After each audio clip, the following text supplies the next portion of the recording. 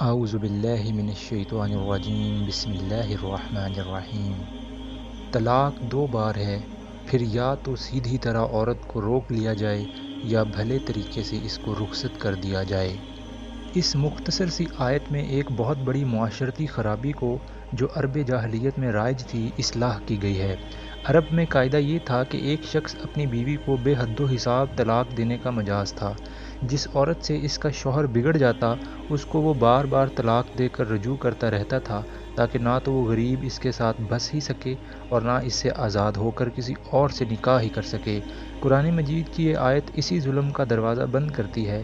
اس آیت کی روح سے ایک مرد ایک رشتہ نکاح میں اپنی بیوی پر حد سے حد 2 ہی مرتبہ طلاق رجعی کا حق استعمال کر سکتا ہے۔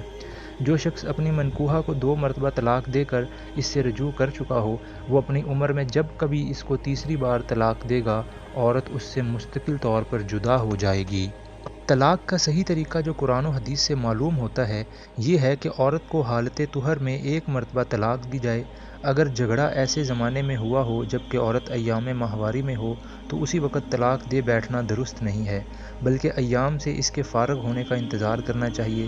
پھر ایک طلاق دینے کے بعد اگر چاہے تو دوسرے طہر میں دوبارہ ایک طلاق اور دے دے، ورنہ بہتر یہی ہے کہ پہلی ہی طلاق پر اکتفا کرے۔ اس صورت میں شوہر کو یہ حق حاصل رہتا ہے کہ عدت گزرنے سے پہلے جب چاہے رجوع کر لے، اور اگر عدت گزر بھی جائے تو دونوں کے لیے موقع باقی رہتا ہے کہ پھر باہمی رضامندی سے دوبارہ نکاح کر لیں۔ لیکن تیسرے طہر میں تیسری بار طلاق دینے کے بعد نہ تو شوہر کو رجوع کا حق باقی رہتا ہے اور نہ اس کا ہی کوئی موقع رہتا ہے کہ دونوں کا پھر نکاح ہو سکے۔ رہی یہ صورت کہ ایک ہی وقت میں 3 طلاقیں دے ڈالی جائیں جیسا کہ آج کل جہلاء کا عام طریقہ ہے تو یہ شریعت کی روح سے سخت گناہ ہے۔ نبی صلی اللہ علیہ وسلم نے اس کی بڑی مذمت فرمائی ہے، اور حضرت عمر سے یہاں تک ثابت ہے کہ جو شخص بیک وقت اپنی بیوی کو 3 طلاقیں دیتا تھا آپ اس کو درے لگاتے تھے۔ تاہم گناہ ہونے کے باوجود ائمہ 4 کے نزدیک تینوں طلاقیں واقع ہو جاتی ہیں اور طلاق مغلظ ہو جاتی ہے۔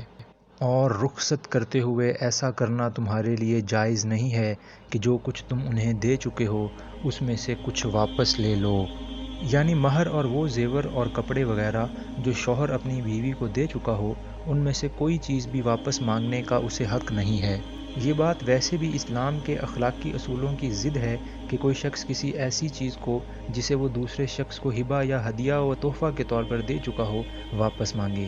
اس ذلیل حرکت کو حدیث میں اس کتے کے فعل سے تشبیہ دی گئی ہے جو اپنی ہی قے کو خود چاٹ لے، مگر خصوصیت کے ساتھ ایک شوہر کے لیے تو یہ بہت ہی شرمناک ہے کہ وہ طلاق دے کر رخصت کرتے وقت اپنی بیوی سے وہ سب کچھ رکھوا لینا چاہے جو اس نے کبھی اسے خود دیا تھا۔ اس کے برعکس اسلام نے یہ اخلاق سکھائے ہیں کہ آدمی جس عورت کو طلاق دے اسے رخصت کرتے وقت کچھ نہ کچھ دے کر رخصت کرے، جیسا کہ آگے آیت نمبر 241 میں ارشاد فرمایا گیا ہے۔ البتہ یہ صورت مستثنیٰ ہے کہ زوجین کو اللہ کے حدود پر قائم نہ رہ سکنے کا اندیشہ ہو۔ ایسی صورت میں اگر تمہیں یہ خوف ہو کہ وہ دونوں حدود الہی پر قائم نہ رہیں گے تو ان دونوں کے درمیان یہ معاملہ ہو جانے میں کوئی مضائقہ نہیں کہ عورت اپنے شوہر کو کچھ معاوضہ دے کر علیحدگی حاصل کر لے۔ یہ اللہ کے مقرر کردہ حدود ہیں، ان سے تجاوز نہ کرو، اور جو لوگ حدود الہی سے تجاوز کریں وہی ظالم ہیں۔ شریعت کی اصطلاح میں اسے خلا کہتے ہیں، یعنی ایک عورت کا اپنے شوہر کو کچھ دے دلا کر اس سے طلاق حاصل کرنا۔ اس معاملے میں اگر عورت اور مرد کے درمیان گھر ہی میں کوئی معاملہ طے ہو جائے تو جو کچھ طے ہوا ہو وہی نافذ ہوگا، لیکن اگر عدالت میں معاملہ جائے تو عدالت صرف اس امر کی تحقیق کرے گی کہ آیا فی الواقع یہ عورت اس مرد سے اس حد تک متنفر ہو چکی ہے کہ اس کے ساتھ اس کا نباہ نہیں ہو سکتا۔ اس کی تحقیق ہو جانے پر عدالت کو اختیار ہے کہ حالات کے لحاظ سے جو فدیہ چاہے تجویز کرے، اور اس فدیے کو قبول کر کے شوہر کو اسے طلاق دینا ہوگا۔ بالعموم فقہا نے اس بات کو پسند نہیں کیا ہے کہ جو مال شوہر نے اس عورت کو دیا ہو اس کی واپسی سے بڑھ کر کوئی فدیہ اسے دلوایا جائے۔ خلا کی صورت میں جو طلاق دی جاتی ہے وہ رجعی نہیں ہے بلکہ بائنہ ہے۔ چونکہ عورت نے معاوضہ دے کر اسے طلاق کو گویا خریدا ہے اس لیے شوہر کو یہ حق باقی نہیں رہتا کہ اس طلاق سے رجوع کر سکے۔ البتہ اگر یہی مرد و عورت پھر ایک دوسرے سے راضی ہو جائیں اور دوبارہ نکاح کرنا چاہیں تو ایسا کرنا ان کے لیے بالکل جائز ہے۔ جمہور کے نزدیک خلا کی عدت وہی ہے جو طلاق کی ہے، مگر ابو داؤد، ترمذی اور ابن ماجہ وغیرہ میں متعدد روایات ایسی ہیں جن سے معلوم ہوتا ہے کہ نبی صلی اللہ علیہ وسلم نے اس کی عدت ایک ہی حیض قرار دی تھی، اور اسی کے مطابق حضرت عثمان نے ایک مقدمے کا فیصلہ کیا۔ پھر اگر دوبارہ طلاق دینے کے بعد شوہر نے عورت کو تیسری بار طلاق دے دی تو وہ عورت پھر اس کے لیے حلال نہ ہوگی، الا یہ کہ اس کا نکاح کسی دوسرے شخص سے ہو اور وہ اسے طلاق دے دے۔ احادیث صحیحہ سے معلوم ہوتا ہے کہ اگر کوئی شخص محض اپنی متعلقہ بیوی کو اپنے لیے حلال کرنے کی خاطر کسی سے سازش کے طور پر اس کا نکاح کرائے اور پہلے سے یہ طے کرے کہ وہ نکاح کے بعد اسے طلاق دے دے گا تو یہ سراسر ایک ناجائز فعل ہے۔ ایسا نکاح نہ ہوگا بلکہ محض ایک بدکاری ہوگی، اور ایسے سازشی نکاح و طلاق سے عورت ہرگز اپنے سابقہ شوہر کے لیے حلال نہ ہوگی۔ حضرت علی اور ابن مسعود اور ابو ہریرہ اور عقبہ بن عامر رضی اللہ عنہ کی متفقہ روایات ہے کہ نبی صلی اللہ علیہ وسلم نے اس طریقے سے حلالہ کرنے اور حلالہ کرانے والے پر لعنت فرمائی ہے۔ تب اگر پہلا شوہر اور یہ عورت دونوں یہ خیال کریں کہ حدود الہی پر قائم رہیں گے تو ان کے لیے ایک دوسرے کی طرف رجوع کر لینے میں کوئی مذائقہ نہیں۔ یہ اللہ کی مقرر کردہ حدیں ہیں جنہیں وہ ان لوگوں کی ہدایت کے لیے واضح کر رہا ہے جو اس کی حدوں کو توڑنے کا انجام جانتے ہیں۔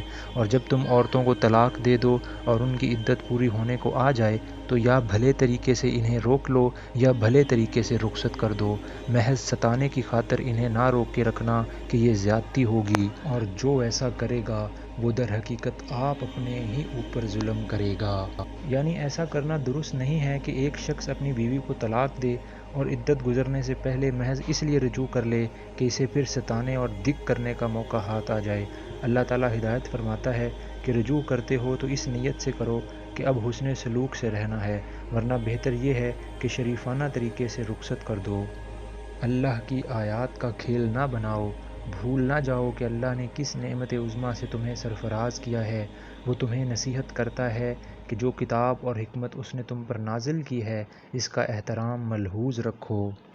یعنی اس حقیقت کو فراموش نہ کر دو کہ اللہ نے تمہیں کتاب اور حکمت کی تعلیم دے کر دنیا کی رہنمائی کے عظیم الشان منصب پر مامور کیا ہے۔ تم امت وسط بنائے گئے ہو، تمہیں نیکی اور راستی کا گواہ بنا کر کھڑا کیا گیا ہے۔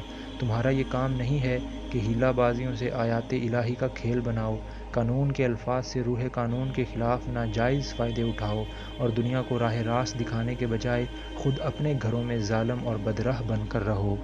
اللہ سے ڈرو اور خوب جان لو کہ اللہ کو ہر بات کی خبر ہے۔ جب تم اپنی عورتوں کو طلاق دے چکو اور وہ اپنی عدت پوری کر لیں تو پھر اس میں مانع نہ ہو کہ وہ اپنے زیر تجویز شوہروں سے نکاح کر لیں جبکہ وہ معروف طریقے سے باہم مناکحت پر راضی ہوں۔ یعنی اگر کسی عورت کو اس کے شوہر نے طلاق دے دی ہو اور زمانہ عدت کے اندر اس سے رجوع نہ کیا ہو، پھر عدت گزر جانے کے بعد وہ دونوں آپس میں دوبارہ نکاح کرنے پر راضی ہوں تو عورت کے رشتہ داروں کو اس میں مانع نہ ہونا چاہیے۔ نیز اس کا یہ مطلب بھی ہو سکتا ہے کہ جو شخص اپنی بیوی کو طلاق دے چکا ہو اور عورت عدت کے بعد اس سے آزاد ہو کر کہیں دوسری جگہ اپنا نکاح کرنا چاہتی ہو تو اس سابقہ شوہر کو ایسی کمینہ حرکت نہ کرنی چاہیے کہ اس کے نکاح میں مانع ہو، اور یہ کوشش کرتا پھرے کہ جس عورت کو اس نے چھوڑا ہے اسے کوئی نکاح میں لانا قبول نہ کرے۔ تمہیں نصیحت کی جاتی ہے کہ ایسی حرکت ہرگز نہ کرنا۔ اگر تم اللہ اور روز آخر پر ایمان لانے والے ہو، تمہارے لیے شائستہ اور پاکیزہ طریقہ یہی ہے کہ اس سے باز رہو۔ اللہ جانتا ہے، تم نہیں جانتے۔ جو باپ چاہتے ہوں کہ ان کی اولاد پوری مدت رضاعت تک دودھ پیے تو مائیں اپنے بچوں کو کامل 2 سال دودھ پلائیں۔ یہ اس صورت کا حکم ہے جب کہ زوجین ایک دوسرے سے علیحدہ ہو چکے ہوں، خواہ طلاق کے ذریعے سے یا خلا یا فسخ اور تفریق کے ذریعے سے، اور عورت کی گود میں دودھ پیتا بچہ ہو۔ اس صورت میں بچے کے باپ کو معروف طریقے سے انہیں کھانا کپڑا دینا ہوگا، مگر کسی پر اس کی وسعت سے بڑھ کر بار نہ ڈالنا چاہیے۔ نہ تو ماں کو اس وجہ سے تکلیف میں ڈالا جائے کہ بچہ اس کا ہے، اور نہ باپ ہی کو اس وجہ سے تنگ کیا جائے کہ بچہ اس کا ہے۔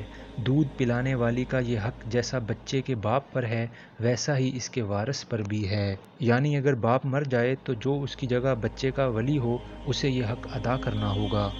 لیکن اگر فریقین باہمی رضامندی اور مشورے سے دودھ چھڑانا چاہیں تو ایسا کرنے میں کوئی مذائقہ نہیں، اور اگر تمہارا خیال اپنی اولاد کو کسی غیر عورت سے دودھ پلوانے کا ہو تو اس میں بھی کوئی حرج نہیں، بشرطے کہ اس کا جو کچھ معاوضہ طے کرو وہ معروف طریقے پر ادا کرو۔ اللہ سے ڈرو اور جان رکھو کہ جو کچھ تم کرتے ہو سب اللہ کی نظر میں ہے۔ تم میں سے جو لوگ مر جائیں ان کے پیچھے اگر ان کی بیویاں زندہ ہوں تو وہ اپنے آپ کو 4 مہینے 10 دن روکے رکھیں۔ یہ عدت وفات ان عورتوں کے لیے بھی ہے جن سے شوہروں کی خلوت صحیحہ نہ ہوئی ہو، البتہ حاملہ عورت اس سے مستثنیٰ ہے۔ اس کی عدت وفات وضع حمل تک ہے، خواہ وضع حمل شوہر کی وفات کے بعد ہی ہو جائے یا اس میں کئی مہینے صرف ہوں۔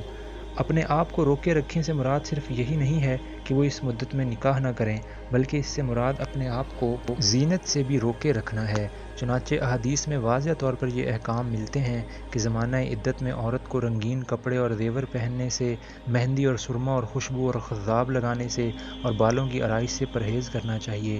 البتہ اس امر میں اختلاف ہے کہ آیا اس زمانے میں عورت گھر سے نکل سکتی ہے یا نہیں۔ حضرات عمر، عثمان ابن عمر، زید بن ثابت، ابن مسعود، سلمہ، سعید بن مسیب، ابراہیم نخعی، محمد بن سیرین اور ائمہ اربعہ رحمہ اللہ اس بات کے قائل ہیں کہ زمانہ عدت میں عورت کو اسی گھر میں رہنا چاہیے جہاں اس کے شوہر نے وفات پائی ہو۔ دن کے وقت کسی ضرورت سے وہ باہر جا سکتی ہے مگر قیام اس کا اسی گھر میں ہونا چاہیے۔ اس کے برعکس حضرت عائشہ، ابن عباس، حضرت علی، جابر بن عبداللہ، عطا، طاؤس، حسن بصری، عمر بن عبدالعزیز اور تمام اہل الظاہر اس بات کے قائل ہیں کہ عورت اپنی عدت کا زمانہ جہاں چاہے گزار سکتی ہے اور اس زمانے میں سفر بھی کر سکتی ہے۔ پھر جب ان کی عدت پوری ہو جائے تو انہیں اختیار ہے اپنی ذات کے معاملے میں معروف طریقے سے جو چاہیں کریں، تم پر اس کی کوئی ذمہ داری نہیں، اللہ تم سب کے اعمال سے باخبر ہے۔ زمانہ عدت میں خواہ تم ان بیوہ عورتوں کے ساتھ منگنی کا ارادہ اشارے کنائیے میں ظاہر کر دو، خواہ دل میں چھپائے رکھو، دونوں صورتوں میں کوئی مذائقہ نہیں۔ اللہ جانتا ہے کہ ان کا خیال تو تمہارے دل میں آئے گا ہی، مگر دیکھو خفیہ عہد و پیمان نہ کرنا، اگر کوئی بات کرنی ہے تو معروف طریقے سے کرو، اور عقد نکاح باندھنے کا فیصلہ اس وقت تک نہ کرو جب تک کہ عدت پوری نہ ہو جائے۔ خوب سمجھ لو کہ اللہ تمہارے دلوں کا حال تک جانتا ہے، لہٰذا اس سے ڈرو اور یہ بھی جان لو کہ اللہ بردبار ہے، چھوٹی چھوٹی باتوں سے درگزر فرماتا ہے۔ صدق اللہ العظیم۔